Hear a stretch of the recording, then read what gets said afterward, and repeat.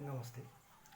आज हामी फिराद के हो भन्ने कुरामा विषयमा परिचर्चा गर्छौँ र फिराद तयार पार्दाखेरि के कुरामा ध्यान दिनुपर्दछ भन्ने कुरा विषयवस्तुमा आज हामी केन्द्रित रहेर चर्चा परिचर्चा गर्छौँ। कानुनले के भन्छ भने आफ्नो अधिकारको लागि आफै सचेत हुनुपर्छ है। यदि कानुनले त्यस्तालाई मात्र न्याय दिन सक्छ जो आफ्नो अधिकारमाथि सचेत हुन्छ र समयमै कानुनको ढोका ढकढकाउँछ भनेदेखि त्यसलाई मात्र कानुन र न्यायले अदालतले सहयोग गर्न सक्छ। आफ्नो अधिकारप्रति सचेत नहुनेलाई अदालतले पनि सहयोग गर्न सक्दैन भनेर सल्टो हजारा विरुद्ध मन्त्री परिषदको एउटा मुद्दामा सम्मानित सर्वोच्च अदालतबाट बोलेको पाइन्छ, फैसलामा बोलेको पाइन्छ। अब कुरा गरौँ फिराद भनेको के हो त भन्दाखेरि फिराद भन्नाले फरियाद भन्ने शब्द फारसी शब्द फरियादबाट अपभ्रंश भएर फिराद हुन गएको हो। फिरादलाई नालिस पनि भनिन्छ, उजुरी पनि भनिन्छ, उजुरी दरखास्त पनि भनेर भनिन्छ है। अब कानुन डाक्टर शङ्कर कुमार श्रेष्ठको नेपाली शब्दकोशमा के भनेको छ भने नालिसको रूपमा प्रस्तुत गर्ने दरखास्त र सरकारी फौजदारी मुद्दामा हो भनेदेखि सरकारवादी फौजदारी मुद्दामा हो भनेदेखि प्रहरी प्रतिवेदन समेतलाई फिराद भनेर सम्झिनुपर्छ भन्छ। अब त्यस्तै विवादित विषयमा मार्का पर्ने पक्षले अदालतमा गर्ने उजुरी हेर्नुहोस् है, कुनै व्यक्तिलाई मार्का पर्छ भनेदेखि उसले अदालतमा गएर उजुरी गर्छ, निवेदन मार्फत अथवा फरियाद मार्फत उजुरी गर्छ भनेदेखि त्यसलाई फिराद पत्र भनेर भनिन्छ। यो फिराद लेख्दाखेरि रितपूर्वक कानुनको प्रक्रिया बमोजिम कानुनको ढाँचामा रितपूर्वक लेख्नु पर्दछ।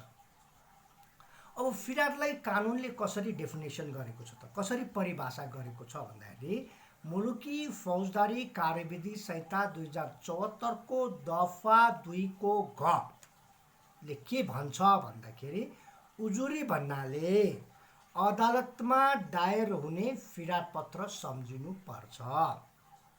उजुरी भन्नाले के सम्झिनु पर्ने रहेछ, अदालतमा जुन दायर गरिन्छ, अदालतमा जुन दर्ता गरिन्छ त्यसलाई सम्झिनु पर्दछ भन्छ।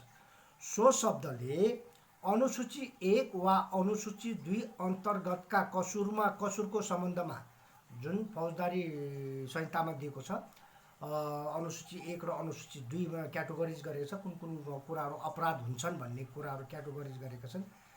त्यो सम्बन्धमा चाहिँ नि अभियोग पत्रलाई पनि फिरादै भनेर भनिन्छ र अन्य मुद्दाको सम्बन्धमा सम्बन्धित प्रतिवेदन समेतलाई के भन्दो रहेछ, फिराद भन्दो रहेछ भनेर मुलुकी फौजदारी कार्यविधि संहिता 2074 को दफा 2 को घ ले स्पष्ट व्याख्या गरेको पाइन्छ। त्यस्तै मुलुकी देवानी संहिता 2074 को दफा 2 को योले के भन्छ भन्दाखेरि फिराद पत्र भन्नाले जुन उजुरी अदालतमा दिने उजुरी छ नि हो, कानुनको ढाँचामा लेखेर दिने उजुरी छ हो। फिराद पत्र भन्नाले कुनै विषयमा आफ्नो हक हित वा सरोकार कायम गर्न वा दाबी कार्यान्वयन गर्न गरी पेश गरेको उजुरी, नालिस, दाबी वा निवेदन सम्झिनु पर्दछ र सो शब्दले फिराद पत्र सरहको बयान वा प्रत्युत्तरमा उल्लेख गरिएको प्रतिवादीको जिकिर समेतलाई जनाउँछ भनेर मुलुकी देवानी संहिता 2074 को दफा 2 को योले भनेको छ। अब भन्दाखेरि फिराद भनेको के रहेछ भन्दाखेरि उजुरी रहेछ, नालिस रहेछ, दाबी रहेछ, निवेदन रहेछ। आफ्नो माग आफूलाई अन्याय भयो भनेर जुन दिने निवेदन रहेछ र त्यो मात्र नभएर प्रतिवादीले आफ्नो प्रत्युत्तरमा जुन जिकिर लिएको हुन्छ, प्रतिवादीको पनि भनाइराख्न पाउने अधिकार छ, राखेको छ, त्यो समेतलाई जनाउँछ भनेर व्याख्या गरेको पाइन्छ। अब हामीले यसलाई सिम्प्लिफाई गर्दाखेरि निष्कर्षमा के भन्न सकिन्छ भन्दाखेरि फिराद पत्र भनेको त्यो निवेदन फिराद पत्र भनेको त्यो निवेदन हो जुन अदालतमा आफ्नो हक अधिकारको प्रचलनको लागि न्यायको लागि कानुनी ढाँचामा तयार पारेर लिखित रूपमा दिइने फरियादलाई नै के भन्दो रहेछ त फिराद भन्दो रहेछ फिराद भनिन्छ फिराद पत्र भनिन्छ र देवानी मुद्दाको मामिलामा फिराद पत्र निवेदन पत्र भनी सम्बोधन गरिँदो रहेछ भने फौजदारी मुद्दामा अभियोग पत्र भनेर पनि भनिँदो रहेछ। अब फिराद पत्र तयार पार्दाखेरि हामी जब फिराद तयार पार्छौँ फिराद पत्र तयार पार्दाखेरि कसरी तयार पार्ने कति लाइन छोड्ने कति इन्ची लेख्ने पेपर कसरी कति अक्षरहरू चाहिँ नि कति लाइन लेख्ने भन्ने कुराहरूको यहाँ म तपाईँलाई जानकारी गराउँदछु। अदालतमा पेश हुने जुनसुकै निवेदन पत्र होस् फिराद पत्र प्रतिउत्तर पत्र लिखित जवाफ वा लिखित प्रतिवाद र साथसाथै पुनरावेदन पत्र समेत लगायतका लिखतहरू कस्तो हुनुपर्छ भनेर मुलुकी देवानी कार्यविधि नियमावली 2075 को परिच्छेद 3 को नियम 6 मा यसरी तयार पार्ने भन्ने कुरा व्यवस्था गरिएको छ। तपाईहरूले कानुनका विद्यार्थी साथीहरू र भाइ बहिनीहरूले मुलुकी देवानी कार्यविधि नियमावली 2075 परिच्छेद 3 नियम 6 पल्टाएर हेर्नुहोस् होला त्यसमा दिएको पाइन्छ। हामीले फिराद तयार पार्दाखेरि A4 साइज नेपाली पेपरको जुन A4 साइज छ सादा पेपर त्यो नेपाली कागजमा तयार पार्नुपर्छ फिराद तयार पार्दाखेरि र शिरमा जहिले पनि शिर र पुच्छरमा पहिलो पृष्ठ हो भने शिरतर्फ 3 इन्ची छोड्नुपर्छ पहिलो पन्नामा अनि दोस्रो पृष्ठ हो भने शिर र पुच्छरमा जुन शिर हुन्छ शिर पेटबोली अनि पुच्छर शिर र पुच्छरमा के गर्नुपर्छ 1 इन्ची छोड्नुपर्छ।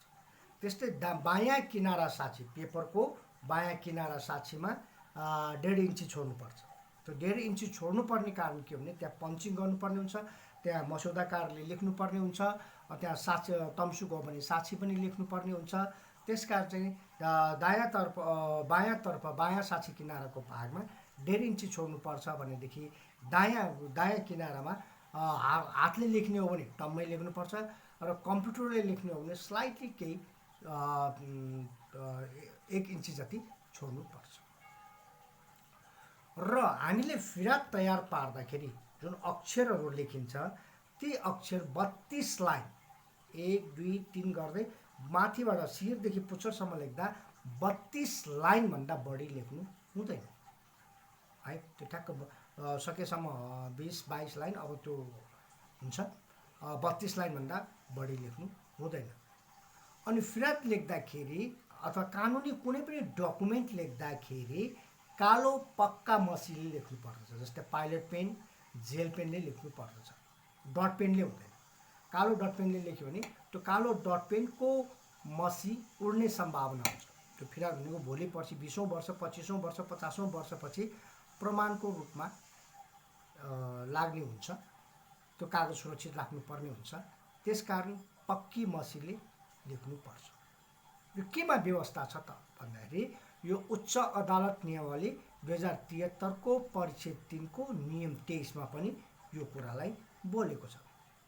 त्यस्तै कम्प्युटर टाइप गर्दाखेरि हामीले जुन अहिले त प्राय हातले लेखिँदैन प्राय फिरादहरू तयार पार्दाखेरि कम्प्युटरले टाइप गर्छ र कम्प्युटरले हामीले यदि टाइप गर्ने हो भने मुलुकी देवानी कार्यविधि नियमावली 2075 को परिच्छेद 3 को नियम 6 को उपनियम 2 अनुसार लेख्नुपर्छ जसमा भनिएको छ कागजको एकापट्टि एका साइडमा मात्र लेख्न पाइन्छ पछाडि लेख्न हुँदैन।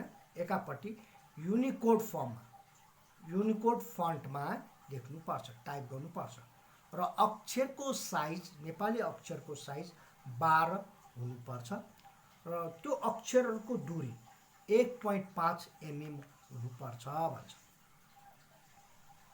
अब फिरादमा के कुरा उल्लेख गर्नुपर्दछ भन्दाखेरि पहिलो फिरादमा कुन जिल्ला अदालतमा दायर गर्ने हो त्यो शिरमा त्यो जिल्ला अदालतको नाम हुनुपर्छ। जस्तै श्री ललितपुर जिल्ला अदालतमा चढाएको फिराद पत्र अथवा श्री ललितपुर जिल्ला अदालतमा दायर गरेको फिराद पत्र शिर है 3 इन्ची पछि छोडेपछि लेख्नुपर्छ। र जहिले पनि वादी र प्रतिवादीको नाम, ठहर, ठेगाना 3 पुष्टे खुलाउनुपर्छ। पति, पत्नी, बुवा, आमा, बाजे बजेको सबैको नाम खुलाउनुपर्छ। अर्थात् यसलाई उदाहरणबाट बुझौँ, हाकु महर्जनको नाति, टुयु महर्जनको छोरा, लपुजी लपु महानगरपालिका वडा नम्बर 13 मच्छिन्द्रबाल बस्ने, वर्ष 45 को फलाना, अनि मोबाइल नम्बर यति .1 है। त्यो किन खुलाउनु पर्दछ भन्दाखेरि भोलि यो वादी प्रतिवादीको ठेगाना प्रष्ट रूपमा नाम, ठहर, ठेगाना र 3 पुस्ते खुलाउनु पर्ने कारण किन त भन्दाखेरि यदि नाम मात्र खुलाइएको अवस्था छ भनेदेखि त्यस्तो नाम हुने एउटै वडामा एउटै गाउँमा थुप्रै हुन्छ। जस्तै उदाहरण रामबहादुर तामाङ भयो। अब त्यो टोलमा त्यो गाउँमा रामबहादुर तामाङ त कति हुन्छ। जस्तै मेरै वडा ललितपुर महानगरपालिका वडा नम्बर 12 मा टङ्गल टोलमा बाबु राजा भन्ने मान्छे त थुप्रै छन्, 22-23 जना छन्। हेर्नुहोस् है, त्यसकारण चाहिँ त्यो नामहरू सेम हुनु हुँदैन। त्यो म्याद दिँदाखेरि एउटालाई दिनुपर्ने म्याद अर्कोलाई जान सक्छ। त्यस्तो नहोस् भन्नका लागि 3 पुस्ते खुलाउनु पर्दछ। अर्को कुरा फिरादमा हामीले खुलाउनु पर्ने अर्को कुरा के छ भने यदि सम्भव छ, उपलब्ध भएसम्म है, उसको इमेल, फ्याक्स, टेलिफोन नम्बर र मोबाइल नम्बर र अन्य परिचय खुल्ने कुराहरू पनि खोल्नु पर्दछ। अहिले त मोबाइल नम्बर कम्पलसरी नै गरेको छ अदालतले। त्यो प्रतिवादीको र वादीको मोबाइल नम्बर अगाडि शिरमा लेख्नलाई कम्पलसरी नै गरेको अवस्था छ। यदि व्यक्ति भर्सेस कार्यालय छ, यदि कुनै त्यो व्यक्तिको यदि कुनै कार्यालय वा संस्थामा त्यो व्यक्ति काम गरेको रहेछ भने त्यो कुन संस्थामा काम गरेको हो, कुन संस्थामा कार्यरत छ, कुन पदमा कार्यरत छ, सम्भव भए उसको त्यो संस्थाको ठेगाना, इमेल अथवा फोन नम्बर पनि उल्लेख गर्न सकिन्छ। यो किन त, यो संस्थामा पद किन त भन्दाखेरि जस्तै घरेलु हिंसा मुद्दामा यदि सार्वजनिक पद धारण गरेको व्यक्तिले घरेलु हिंसा गरेको रहेछ भनेदेखि सामान्य व्यक्तिले पाउने सजायभन्दा त्यसमा 10% थप गरेर सजाय गर्ने कानुनी व्यवस्था छ। हो, त्यसकारण त्यो व्यक्ति कुन संस्था कार्यालयमा कार्यरत छ सकिन्छ भने त्यो पनि खुलाउनु पर्दछ भनेर मुलुकी कार्यविधि नियमावली 2075 को परिच्छेद 3 को नियम 6 को 3 मा व्यवस्था गरेको पाइन्छ। त्यस्तै प्रतिवादीको र वादीको समेत पनि यदि स्थायी ठेगाना र हाल बसोबास गरेको जिल्ला पनि खुलाउनु पर्दछ सम्भव भएसम्म।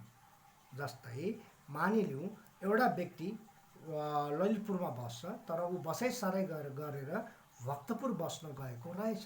अब त्यसको बारेमा लेख्नु पर्दा, त्यसको विरुद्ध मुद्दा लेख्नु पर्दा अथवा त्यो वादी भएर मुद्दा लेख्नु पर्दाखेरि कसरी लेख्न सकिन्छ? लपुजी लपु महानगरपालिका वडा नम्बर 12, साबिक वडा नम्बर 12, हाल भपुजी नगरपालिका, भक्तपुर जिल्ला सूर्यविनायक नगरपालिका वडा नम्बर यति बस्ने भनेर खुलाउन सकिन्छ। साबिक र हालको पनि खुलाउन सकिन्छ।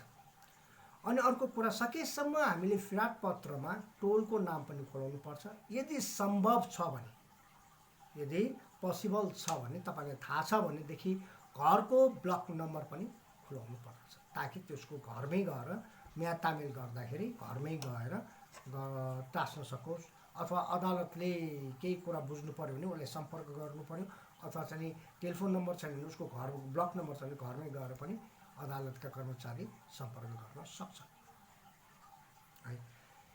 यदि संस्थाहरू भए कहिलेकाहीँ के हुन्छ भन्दाखेरि व्यक्ति विरुद्ध संस्था अथवा संस्था विरुद्ध व्यक्ति पनि मुद्दा हुन सक्छ। त्यस्तो अवस्थामा यदि सङ्घ संस्थालाई मुद्दा हाल्नुपर्ने अवस्था छ भनेदेखि त्यो सङ्घ संस्थाको भएको ठेगाना, सम्पर्क नम्बर र त्यो सङ्घ संस्था कुन चाहिँ रजिस्टर्ड कार्यालय, कम्पनी रजिस्टर्ड कार्यालय अथवा के छ, कुन चाहिँ कार्यालयमा दर्ता भएको छ र कारोबार गर्ने त्यसको हेडक्वार्टर, कारोबार गर्ने कहाँ हो, त्यसको कारोबार क्षेत्र कहाँ हो, त्यो कुरा मुख्य हेडक्वार्टरलाई पनि हेडक्वार्टर छ भने त्यसको इमेल, फोन नम्बर पनि उल्लेख गर्न सकिन्छ। त्यस्तै सरकारी कार्यालय, अदालत, संवैधानिक निकाय भए त्यसको नाम, ठेगाना, सम्पर्क नम्बर, टेलिफोन नम्बर, इमेलहरू उपलब्ध राख्न सकिन्छ है। अब त्यसपछि तथ्यहरू आइसकेपछि त्यो बिचमा कहिलेकाहीँ के हुन्छ भन्दाखेरि बिचमा पेट बोली भन्छ, बिचमा कुनै व्यक्तिहरूको नाम आउन सक्छ। जस्तै उदाहरणको लागि मलाई यसरी कुटपिट गर्दाखेरि फलाना ठाउँमा बस्ने फलानाले मलाई बचायो भन्ने हुनसक्छ, अथवा त्यो तेस्रो व्यक्तिको नाम उल्लेख गर्नुपर्ने हुन्छ त्यस पेट बोलीमा। यदि त्यसरी तेस्रो व्यक्ति जो मुद्दाको वादी वा प्रतिवादी बनाइएको छैन तर पेट बोलीमा त्यसको नाम छ भने सकेसम्म त्यो पेट बोलीमा त्यो व्यक्तिको नामको पनि नाम, ठहर, ठेगाना र 3 पुस्ते खुलाउँदा राम्रो हुन्छ। किनभने कहिलेकाहीँ अदालतले इन्साफ गर्दा तेस्रो व्यक्तिलाई पनि बुझ्नुपर्ने हुनसक्छ, तेस्रो व्यक्तिलाई पनि सिकाउनु पर्ने हुनसक्छ। त्यसकारण तेस्रो यदि पेट बोलीमा कुनै तेस्रो व्यक्तिको नाम उल्लेख भएको छ भनेदेखि त्यसको 3 पुस्ते नाम, ठहर, ठेगाना 3 पुस्ते खुलाउनु पर्दछ। यो केमा व्यवस्था छ त भन्दाखेरि मुलुकी कार्यविधि नियमावली 2075 को परिच्छेद 3 को नियम 6 को उपनियम 4 मा व्यवस्था गरेको पाइन्छ। र अर्को कुरा हामीले ध्यान दिनुपर्ने कुरा के छ भन्दाखेरि लिखित दर्ता गर्ने ल्याउनेको व्यक्तिले शिर र पुच्छरमा, दोस्रो पेजमा हो भने शिर र पुच्छरमा ल्याप्चे लगाएको हुनुपर्छ, पहिलो पृष्ठ हो भने पुच्छरमा ल्याप्चे लगाउनु पर्छ र अन्तिम पृष्ठमा हो भने निवेदन शिरमा बन्दमा शिरमा पनि ल्याप्चे लगाउनु पर्छ र फिरादकर्ता अथवा निवेदनकर्ताको ठाउँमा पनि ल्याप्चे लगाउनु पर्दछ। अब त्यो डकुमेन्ट जसले तयार पारेको, जसले मस्यौदा गरेको, त्यो मस्यौदा गरेको पहिलो पृष्ठमा मस्यौदाकारको नाम र पद पनि उल्लेख हुनुपर्छ। भनेको तात्पर्य जस्तै वकिलले मस्यौदा गरेको छ भनेदेखि अब मस्यौदाकार अधिवक्ता फलाना प्रमाणपत्र, उसको लाइसेन्स नम्बर पनि उल्लेख हुनुपर्छ, प्रपस यति भनेर उल्लेख गर्नुपर्छ। यदि वकिलले कानुन व्यवसायीले तयार पारेको हो भनेदेखि। यदि होइन, कारणी आफैले तयार पारेको हो भनेदेखि उसले पनि मस्यौदा प्रमाणित गर्न सक्छ। यो फिराद 3 पानाको फिराद म कारणी आफै, म निवेदक अथवा म कारणी आफैले तयार पारी कटा गरिएको ठिक साँचो हो भनेर साइन गर्नुपर्छ। कटा भनेको कम्प्युटर टाइप भनेको उसले साइन गर्नु पर्दछ। र दोस्रो पेजको बायाँ किनारमा पनि जसले मस्यौदा गरेको उसले साइन मात्र गर्नु, साइन गरेर पुग्छ। त्यसमा मस्यौदाकार भनेर दोस्रो पेजमा लेखिराख्न आवश्यक छैन, साइन गर्दै गए पुग्छ है।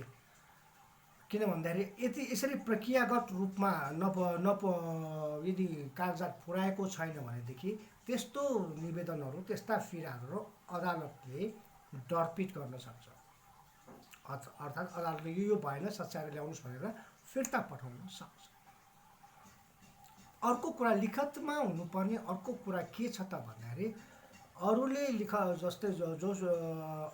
लिखत गरेको खण्डमा आफ्नो फिराद आफैले लिखत गरेन, अरूले लिखत गरेको खण्डमा कानुन व्यवसाय बाहेक अरू कुनै लेख्न जान्ने मान्छे जो कानुन व्यवसाय होइन तर लेखापढी गर्छन्, लेख्न जान्न आउँछन् भनेदेखि उसले लेख्ने हो भनेदेखि उसले के शब्द त्यो बायाँ किनारा साक्षी बायाँ किनारामा के शब्द लेख्नुपर्छ भन्दाखेरि यो लिखत मैले मस्यौदा गरेको हुँ, लिखत तयार गर्न म कानुन बमोजिम अयोग्य छैन भने आफ्नो नाम ठहर ठेगाना स्पष्ट रूपमा लेख्नु पर्दछ। यदि लेखनदास हो भने लेखक भनेर आफ्नो लाइसेन्स नम्बर पनि राख्नुपर्छ। र लिखतको लेख्दै त्यो फिराद तयार गर्दै गइसकेपछि अन्तिममा राख्नै पर्ने एउटा शब्द के छ भन्दाखेरि यसमा लेखिएको बेहोरा ठिक साँचो छ, अन्य काम कारबाहीमा अदालतलाई सहयोग गर्नेछु, झुठा ठहरे कानुन बमोजिम सहौँला बुझौँला, अदालतबाट जारी हुने म्याद वा सूचना तामेली गर्नको लागि सहयोग गर्नेछु भन्ने शब्द पार्नुपर्छ। र तथ्यहरू लेख्दाखेरि सिलसिलाबद्ध ढङ्गबाट सिक्वेन्सली मिलाएर लेख्नु पर्दछ। जस्तै उदाहरणको लागि मानिलिउँ एउटा घटनाको कुरा गरौँ। जस्तै दुईजना व्यक्ति गए, भट्टीमा छिरे, रक्सी खाए, विवाद गरे र विवादको क्रममा खुकुरी प्रहार गरेर मारे। अब तथ्य लेख्दाखेरि उनीहरूको भेट भयो, सँगै गए, यी कुरा सिलसिलेवार रूपमा लेख्नुपर्छ। अब तपाईँले तथ्यलाई तल माथि गऱ्यो भने अर्थको अनर्थ आउन सक्छ। जस्तै दुईजना भेट भए, विवाद भए, खुकुरीले हाने अनि रक्सी खाए भनेपछि अर्थको अनर्थ हुन जान्छ। त्यसकारण यी कुराहरूलाई पनि हामीले ध्यान दिनुपर्दछ है। अर्को कुरा ध्यान दिनुपर्ने भनेको हकदैया। तपाईँले जसको फिराद तयार पार्दै हुनुहुन्छ त्यो व्यक्तिको हकदैया छ कि छैन। किनभने कानुनले के भन्छ भने हक पुग्नेले मात्र नालिस गर्न पाउँछ, हक पुग्दैन भने नालिस गर्न पाउँदैन। त्यस कारण यो कुरा पनि हेर्नुपर्छ, हदम्याद पनि हेर्नुपर्छ।